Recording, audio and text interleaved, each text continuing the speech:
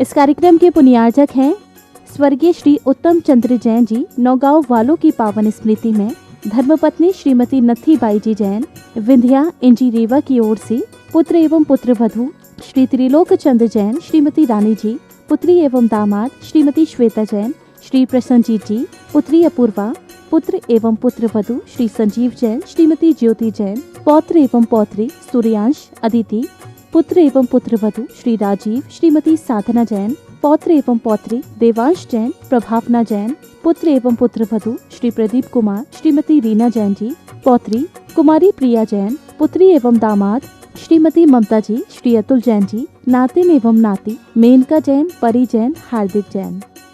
Firm Vindhya engineering service Rewa, branch of Vindhya engineering को Satna, Vindhya engineering service Indore.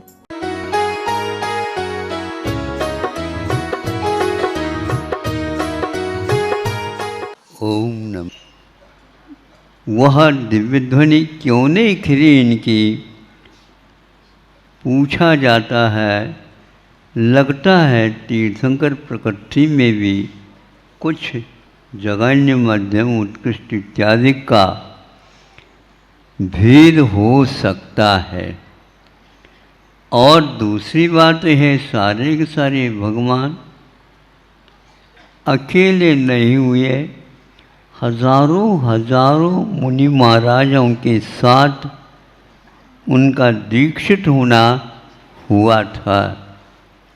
किंतु अंतिम तीर्थंकर ही ऐसे हैं, उनके साथ कोई भी मुनि महाराज बने ही नहीं। और ये ध्यान रहे, जब तक केवल ज्ञान होने के बाद भी कोई न कोई शिष्य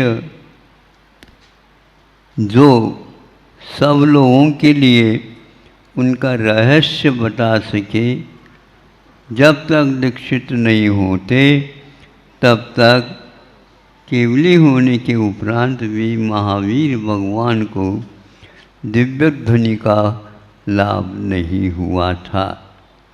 देव भी उपस्थित थे असंख्यात, देवियाँ सहित थे,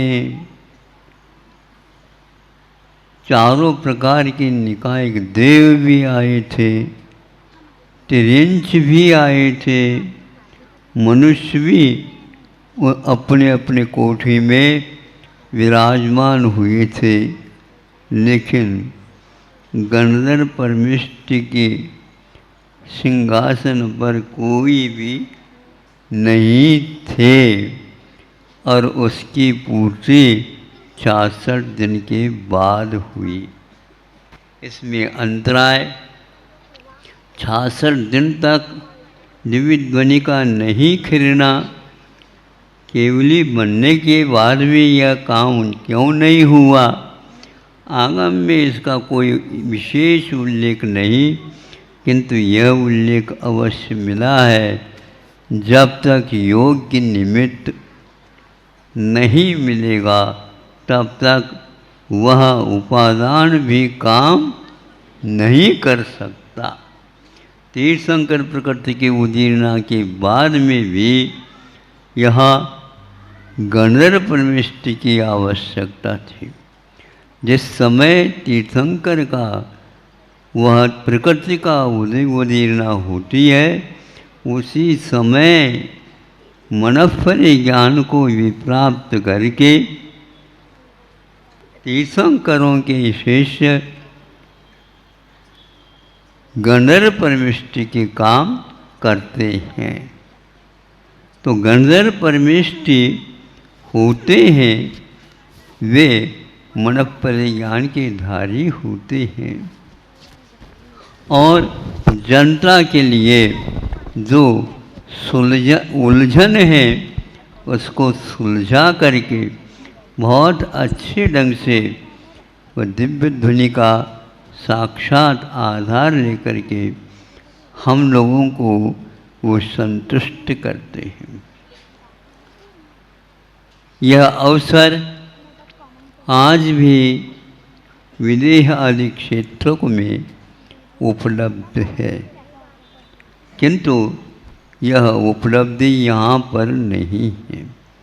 यहाँ पर केवल 24 ही होते हैं, हो गए हैं, वर्तमान में भी थे और भविष्य में भी होंगे। तो इस समय आज खाली खाली है। कौन से खाली पद? सभी तीर्थंकरों के साथ जो कोई भी होते हैं वो सब खाली हैं। गंधर्व परमेष्टि भी खाली है।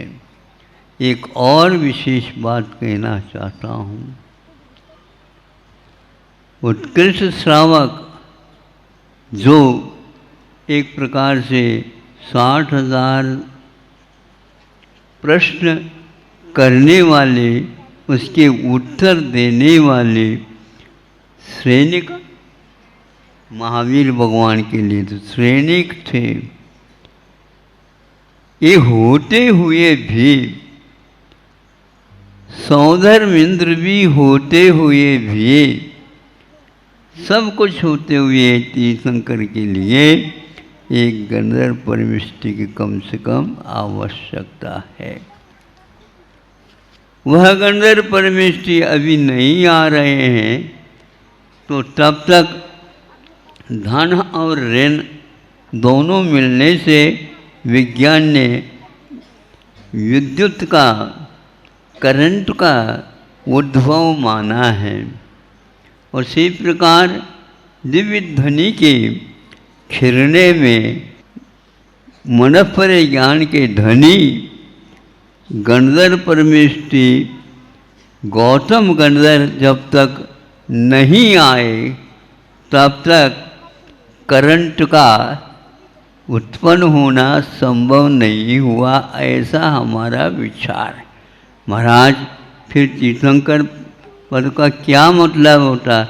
होता तो है, उन्हीं में तीर्थंकर पद है, उन्हीं में सब कुछ है, लेकिन जब तक गंधर्व परमेष्टि नहीं रहेंगे तब तक उसका विस्तारीकरण अथवा समोसरण को समझाने का कार्य उनके बिना नहीं हो सकता। बड़े बड़े जब लेखक काम करते हैं किंतु उसके ऊपर टिप्पणी आदि लिख करके, उसके विस्तार करके, खोल करके बताया जाता है। बहुत अच्छी बात यहाँ पर कही गई है। वह गंधर्व परमेष्टि के पास कितना, मतलब कितनी शक्ति रहती है, ये इससे ज्ञात हो जाता है। ऋण और ऋण एक बाल मात्र का भी यदि अंतर रहता है तो उसमें इस प्रकार का प्रकाश का, आलोक का विस्तार नहीं हो सकता।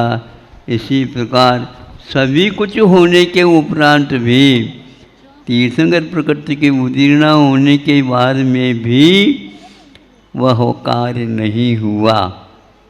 इसके लिए एक विशेषण मूलाचार में दिया है, वह भी इंद्रभूति जब तक यथाजात नहीं होगा तब तक यह कार्य नहीं होगा।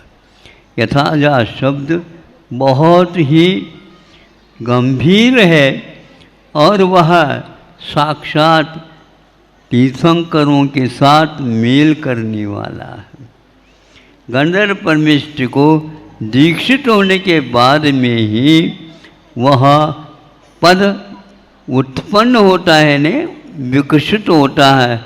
उसके बाद ही वे बोल सकते हैं अथवा विस्तार कर सकते हैं। यह भी एक पद होता है, ये सामान्य और किसी को भी नहीं हो सकता। हर एक मनोपर ज्ञानी को यह पद नहीं मिलता जो गंधर्व परमेष्टि को गौतम स्वामी को प्राप्त हुआ था। इसलिए तीर्थंकर प्रकृति की उदीरना भी उतने काल के लिए मौन ही रहना पड़ा अनेक प्रकार के तीर्थंकर प्रकृति के तारतम्य भी हो सकते हैं, इससे ध्वनि निकल सकती है, निकालने वाला चाहिए। तो ग्रंथों में क्यों नहीं आया? इतना तो आया ही है। गंधर्व प्रविष्टि के बिना उदीर्णाव के बाद भी उनको 66 दिन तक इसका लाभ नहीं हुआ। सभी खचाखच समोचन भरा हुआ है। किसी ने कहा हुआ और कोई भी आवश्यकता है तो आ जाएंगे, हम तो सारे सारे भरे हुए हैं। अरे तुम्हारे से कुछ काम नहीं होने वाला है। देव बैठे हैं, देवों के लिए भी दे दो। देव तो असयमी हैं, सुन करके यूं ही चले जाएंगे जैसे भीड़ चली जाती है। कोई भी उसमें मुनि नहीं बन सकता है तब तक वह समूह शरण में दिव्य धुनी नहीं खिलेगी। इसलिए अन्य तीर्थंकरों के समूह शरण में बहुत हजारों ये मनोफर ज्ञानी थे, किंतु भगवान के समूह शरण में एक महावीर भगवान वही अकेले और बैठे हैं 66 दिन तक। और आप लोग 66 दिन का अर्थ क्या होता है? आधा चातुर्मास से समाप्त हो जाता है। इतनी दीर्घ प्रतीक्षा महावीर भगवान भी कर रहे थे क्या प्रतीक्षा? जिस प्रकार दुकानदार सब कुछ करता है और दुकान को सजाता रहता है, बहुत अच्छे ढंग से सजाता है, सभी माल इसमें मिलेगा। अब दुकानदार देखो,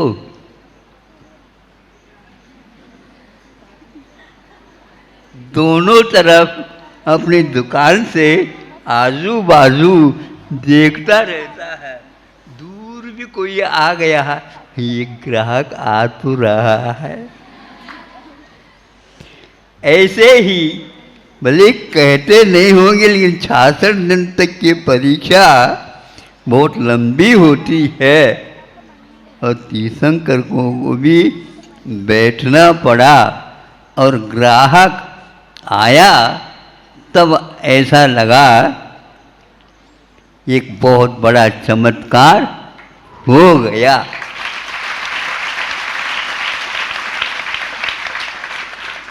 बड़े बड़े विद्यालय आप लोगों ने खोले, नहीं समझे, किंतु यदि ये छात्राएं नहीं आए तो हम सेठ साहूकारों से पूछना करते हैं कि वो क्या करेंगे। धन लगाएंगे, कहाँ पर लगाओ? बिल्डिंग बनाएंगे, बिल्डिंग बनाओ। कोई छात्र नहीं आए तो क्या करोगे? यहाँ जंगल में भी गाड़ियाँ भर भर करके आ रहे हैं।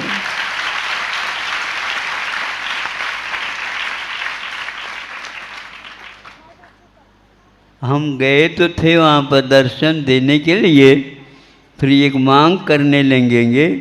तो हमने सोचा भाई दूसरी और मांग आए तो क्या करेंगे। तीसरी और मांग आ गए, ये बताओ एक बस आनी थी, आ गई क्या? नहीं आ रही है, अभी आ रही है, आ गई, ठीक है। तो वहाँ तो नहीं आई थी ना, तो यही तो कह करके आप आए थे, ले गए थे। ये पास ही आई है, पास ही है। मैं बैठा रहा, आ नहीं रहे, ये वहीं पर वो भी आ जाएगी। उसी समय मैं सबके लिए आशीर्वाद सामूहिक दे देता।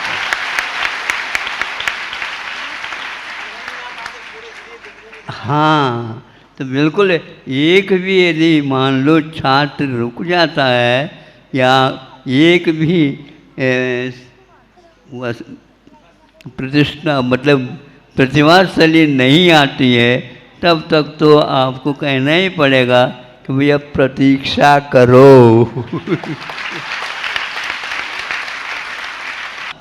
वह पानी एक प्रकार से नहरों से ही पहुँचेगा, एक शाखा के माध्यम से, ताकि फसल खड़ी हो जाए। फसल कैसी हो रही है आप लोगों से हम पूछते हैं, छात्रों से नहीं। आज दो व्यक्ति इसकी सेवा में लगे हैं। बताओ कैसी कैसी फसल उग रही है, मात्रा क्या है और गुणवत्ता क्या है। इन सब का अध्ययन अभिभावकों को करना है और आगे के लिए कुछ बातों से, जैसे डरते डरते अभी 2 छात्राओं ने कहा हम मोबाइल के बारे में कुछ कहना चाहिए। हमने कहा कि दिक्कत न पैदा हो जाए, लेकिन बहुत कुशलतापूर्वक मोबाइल का दुरुपयोग तो न करो।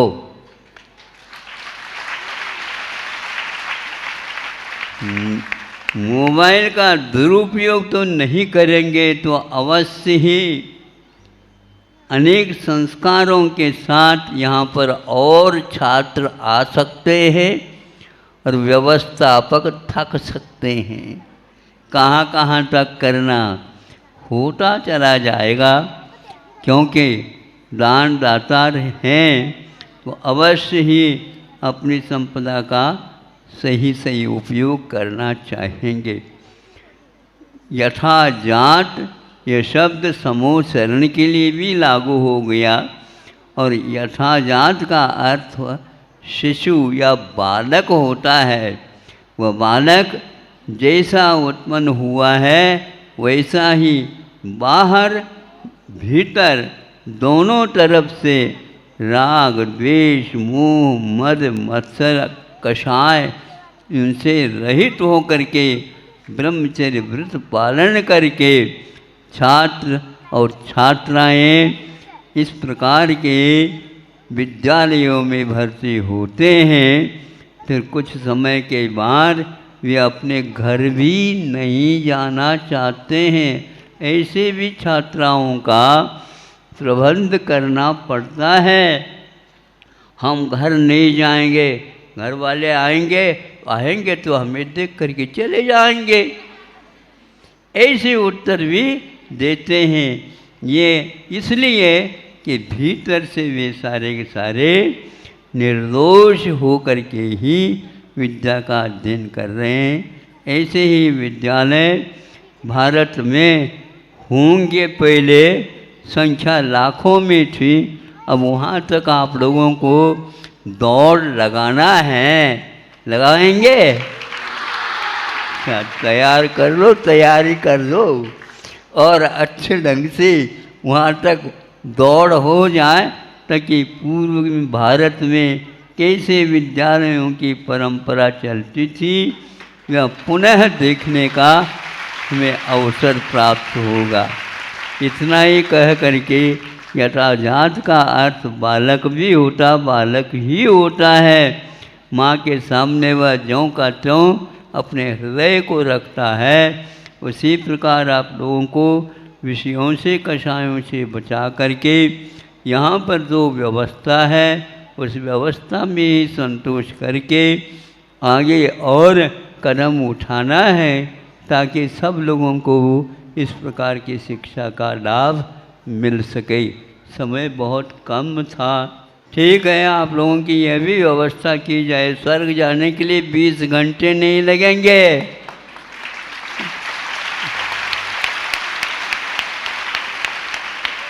और मुक्ति जाने के लिए एक समय में जाने की क्षमता विद्यमान है। ऐसी शिक्षा ले लो जिसके द्वारा इन गतियों को भी पार करके एक शुद्ध वहाँ शिव धाम जिसको बोलते हैं हम प्राप्त कर सकें। अहिंसा परमो धर्म की।